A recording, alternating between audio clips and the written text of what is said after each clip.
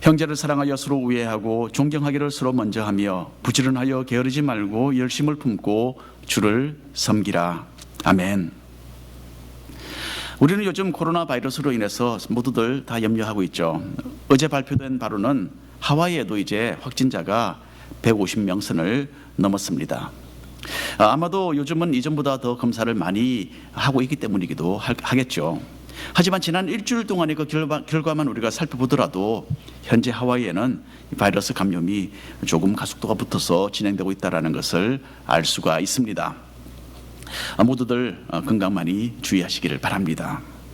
코로나 바이러스는요, 우리의 건강만을 위협하고 있는 것이 아닙니다. 전염의 위험으로 인해서 직장 생활과 또 사업체에도 참 전에 볼 수 없었던 엄청난 그런 어려움을 우리에게 안겨주고 있죠. 이렇게 위축된 그런 경제적인 현실 가운데서 앞으로 어떻게 생활을 해나가야 할 것인지 참 생각을 하지 않을 수가 없습니다. 정말 해답이 보이지 않는 그런 상황이라 답답한 마음입니다.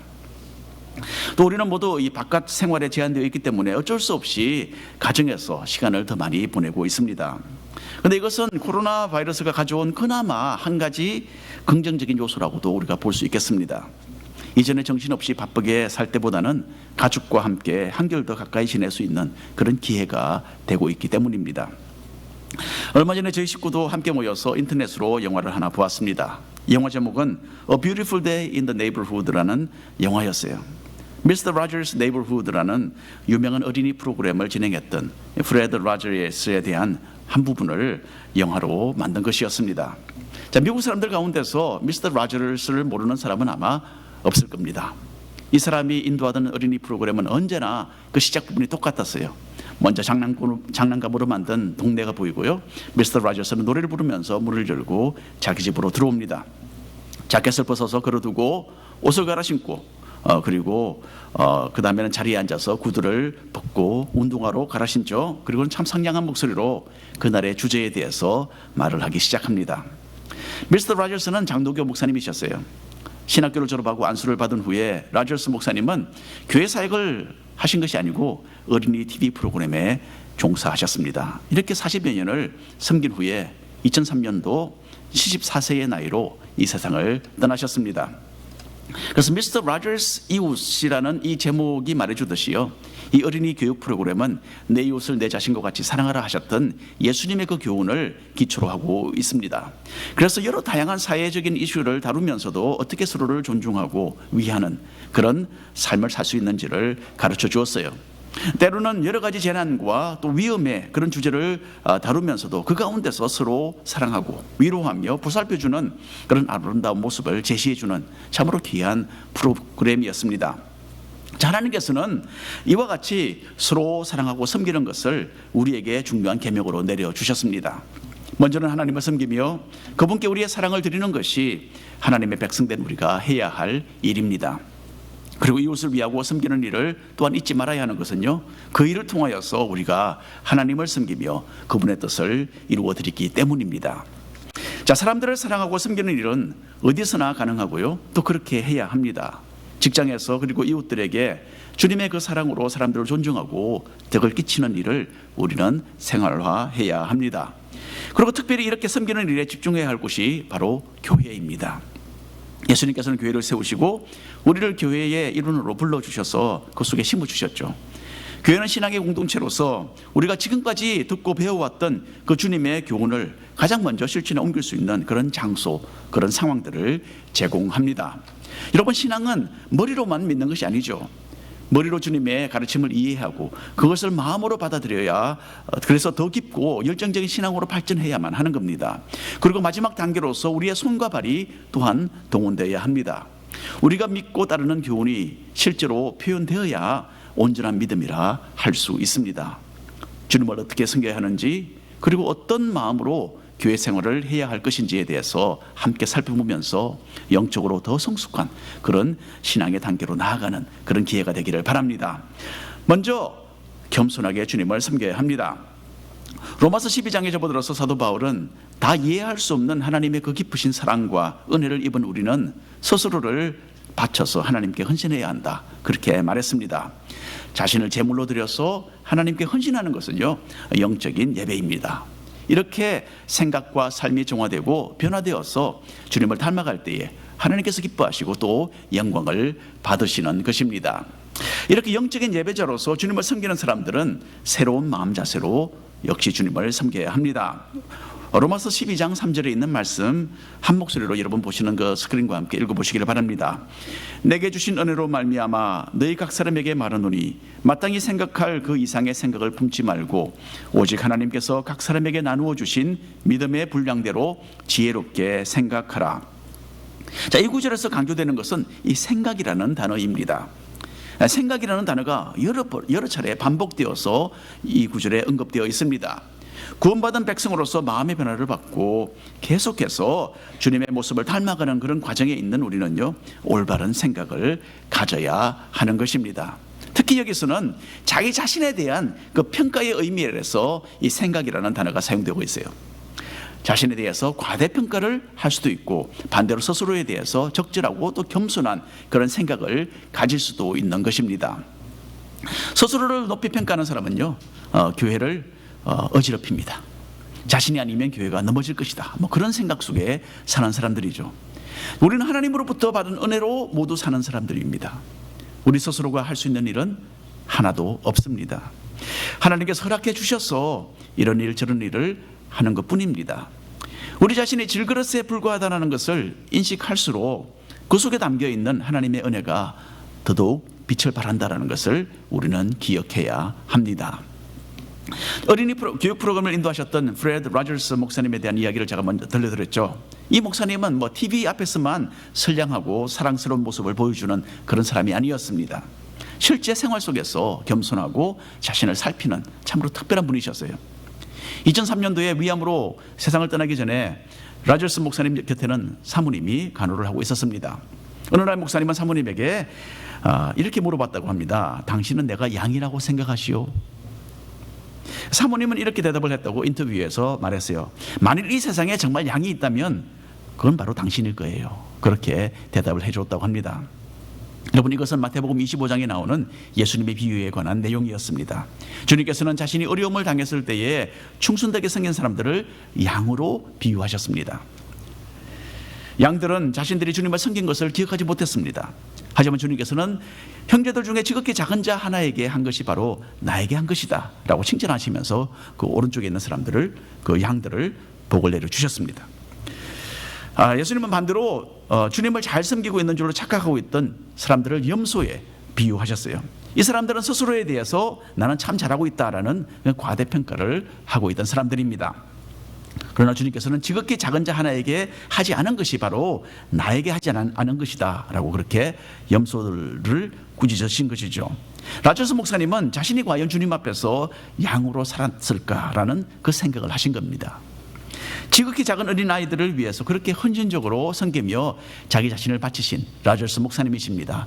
그리고 주님의 비유하신 그 말씀 그대로 진정한 양의 태도를 취하시고서 자기 자신을 대단하게 여기지 않았습니다. 도리어 마지막 순간까지 자신을 살피는 참으로 진중하고 겸손한 자세를 취하셨던 것이죠. 마음의 생각을 통해서 우리는 원하고 바라는 그런 결과들을 거두어 드리게 됩니다. 그리고 개인의 삶을 좌우하는 그런 영적인 싸움, 영적인 전투는 각자의 생각에서 이루어집니다.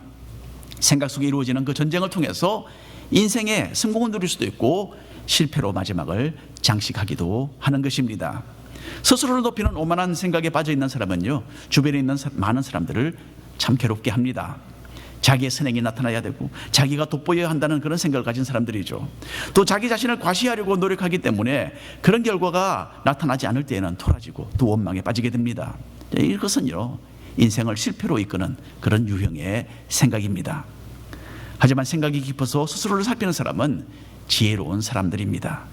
나보다는 남을 더 낮게 여기고 자신은 낮추는 그 사람이 바로 천국에서는 큰 사람이다. 그렇게 주님께서 가르치셨습니다. 우리는 형편없는 사람들이지만은 죄에서 씻음을 받고 구원을 얻어서 형제 자매들을 섬기고 또한 하나님을 섬기게 되었다는 것을 잊지 마시기를 바랍니다. 두 번째로, 지체로서 섬겨야 합니다.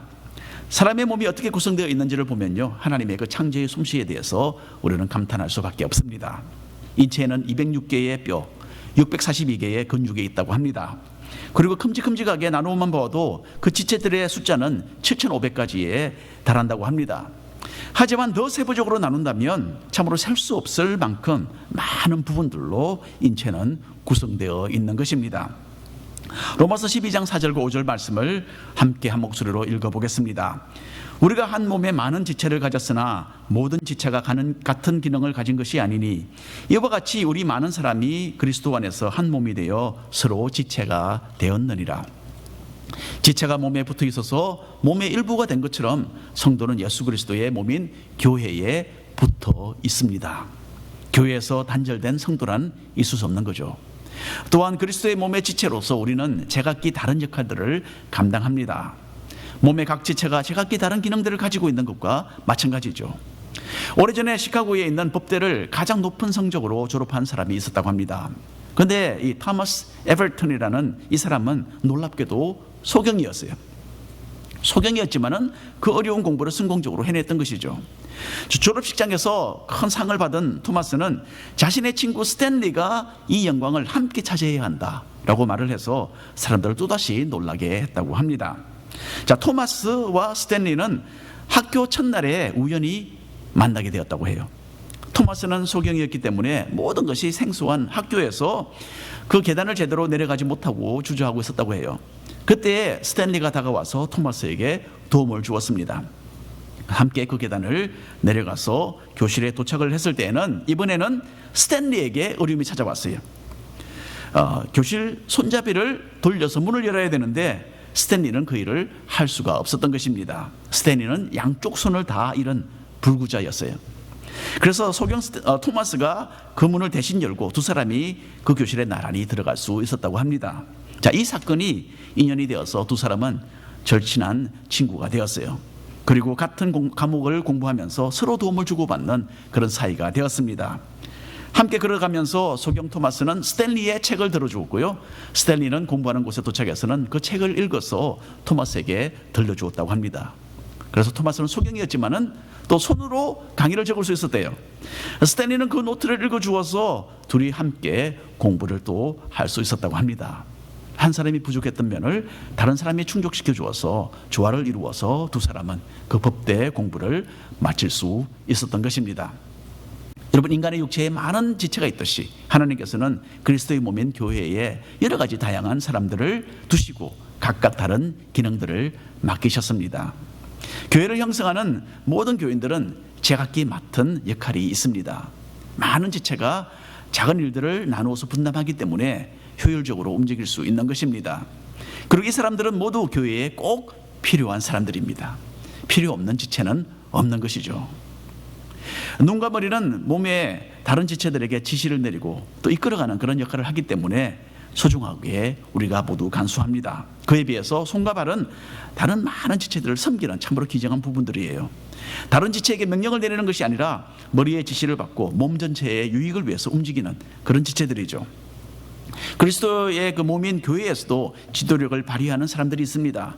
하지만 손과 발의 역할을 하는 그 귀중한 사람들을 의해서 교회는 재구실을 하게 되는 것입니다. 이렇게 손발의 기능을 맡아서 성실하게 움직이시는 분들이 우리 교회에 참 많습니다. 교회 여러 분야에서 헌신적으로 섬기시는 분들이 많기 때문에 우리 교회는 기쁘고 참 희망이 넘칩니다. 그리고 주님께서도 이런 섬김의 모습을 보고 기뻐하십니다. 자, 내가 가진 것이 아무리 미천하다 하더라도 주님은 그것을 기쁘게 사용하십니다. 우리의 작은 것이 주님의 은혜를 힘입어서 사용될 때에 큰 능력을 발휘하고 놀라운 결과를 이루어내는 것입니다.